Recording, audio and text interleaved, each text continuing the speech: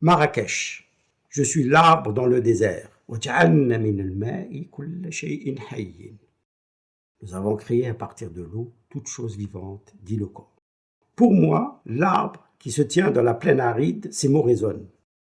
Sous cet ardent soleil qui comble la région du Haus au nord du Haut-Atlas, la médina de Marrakech s'est installée au Xe siècle et avec elle une luxuriante palmeraie de 16 000 hectares. La cité a transformé le désert en verger.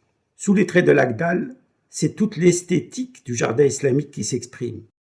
Ces perspectives qui domptent le regard, la sensualité des jardins parfumés d'agrumes et d'aromates, la douceur de l'eau qui jaillit en fontaine. L'eau est une musique, un tableau, une fraîcheur. L'eau est ma ressource vitale. Le jardin, jnan en arabe, paradis, une mer nourricière pour la ville, un écosystème magique. Célébrité locale, je suis l'immense palmier dattier. J'adoucis l'oasis d'un microclimat et je favorise le foisonnement végétal à mes pieds. Je protège les arbres fruitiers du vent et du soleil qui eux-mêmes abritent une strate maraîchère faite de tomates, luzernes et nez, un écosystème où nous sommes liés. Mais où trouver cette eau qui cultive la vie, qui me fait grandir dans une terre désertique? Ni mirage, ni miracle, une prouesse technique.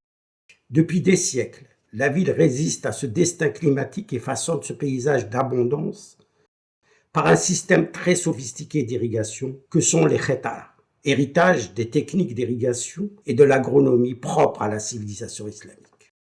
Ces réseaux souterrains, allant jusqu'à 50 mètres de profondeur, captent les eaux de la nappe phréatique et les font cheminer par gravitation dans les galeries protégées, jusqu'à la surface où l'eau irriguera presque 20 000 hectares de parcelles cultivées via les bassins, des canaux, les séguias et des centaines de puits.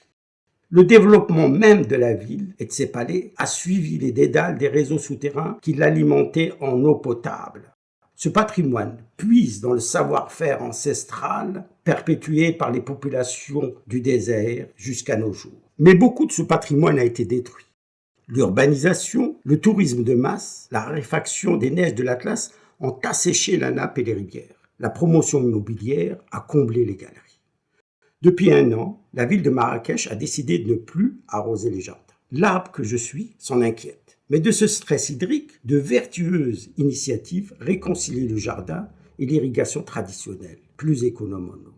La restauration de l'oliveraie historique de Rabet Shabab fut l'occasion impromptue de redécouvrir le réseau historique des khetara et la pratique d'un arrosage par immersion des pieds d'arbres, qui nous permettront de boire au goutte à goutte en un mois. Moi, arbre dans le désert, je revendique un art du jardin qui puise dans la mémoire vive d'une irrigation respectueuse des climats et des savoir-faire.